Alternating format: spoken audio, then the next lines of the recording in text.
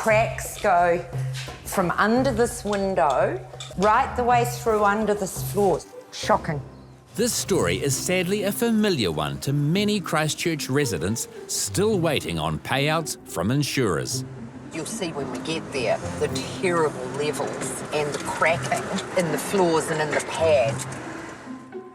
After years of ongoing assessments, the Earthquake Commission finally agreed the property qualified for an insurance payout. The insurance company came up with a repair strategy with their own assessors. But when the build team brought in couldn't guarantee the success of the procedure, the insurance company wiped their hands of the matter, leaving the landlord high and dry. Here we go. We've got all of this here. So if I get my handy tool, that goes right down. So this whole pad has moved this way. This is the spacious lounge with a bit of indoor-outdoor flow. The base of the house is suffering from two major fault lines at either wing of the property. The cracks go from under this window right the way through under this floor. So you can see a hairline crack only here. And that's also bad news for the walls, which aren't coping without a solid foundation to stand on. And here it is up here. So this whole window is right out of whack now. So they think by jacking and packing that those walls are going to come up fine. Well, they're not. Jacking and packing is the repair procedure the insurance company decided upon, which involves lifting the concrete base and knitting it back together. But the structural engineers brought in to complete the task disagreed, concluding the damage was too much for the procedure to work. The garage is trying to make its way to Cashmere. The lounge is desperately trying to join it. It doesn't want to be left behind. And then we've got the split through the dining kitchen, and that's more trying to go that way. So the whole house, she's buggered. Buggered. Buggered house and bugger all being done about it. Meanwhile, the owner can only watch from his current residence out of town, while his former family home succumbs to the environment. So if this is left in abeyance for another 6 months, heaven knows what my client will have to contend with. Shocking. Hey, we'll put the jug on. Hey, Pro, how's it going? G'day, Joe. Good to see you. Good to see you.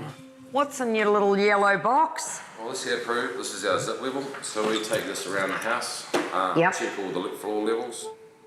Guy's zip levels show just how uneven the floor surface is, with differences of up to 20 millimetres in just one room, much too uneven for the insurance company's restoration plans to be a complete success.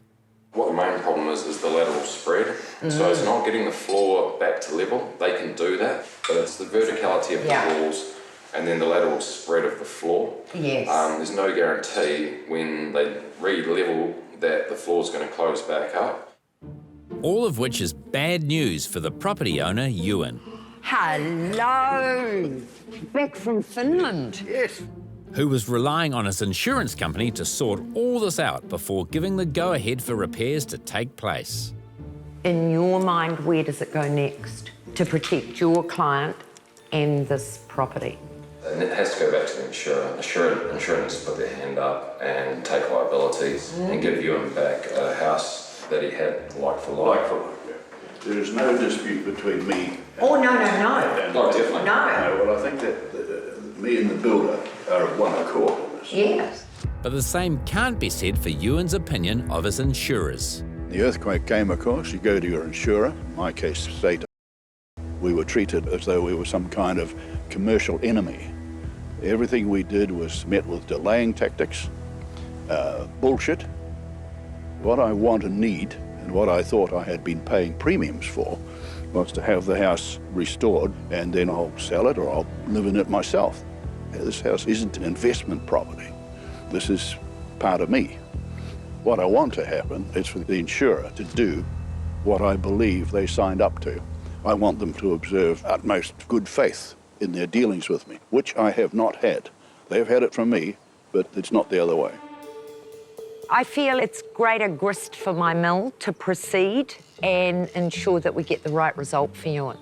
I despair as to how many people are actually going through this in this city. It will likely take some time for the grass to be greener for Ewan, which, due to delays in current inactivity, there is now plenty of. But Prue is by no means ready to give up this fight and insists on getting Ewan's insurance company to make good on his policy. I need just to do the right thing and do it well. And at the moment, they're doing neither. In fact, they've blocked all communication. They don't even want to speak to anybody. But of course, I'll give them a call no matter what and flick them a couple of little emails.